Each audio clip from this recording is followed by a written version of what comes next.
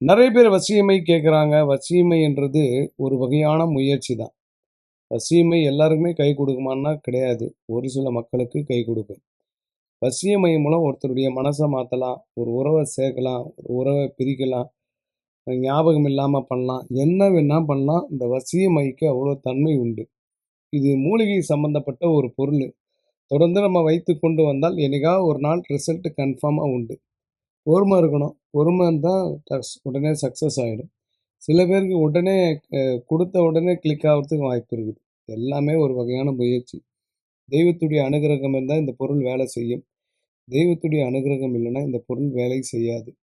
நெறைய மக்கள் கேட்குறாங்க. இப்போ சாதாரண எளிய மக்கள் ட்ரை பண்றதுக்காக ரூ. 499 சென்னையில பிளஸ் கொரியர் சார்ஜ் ரூ. 100.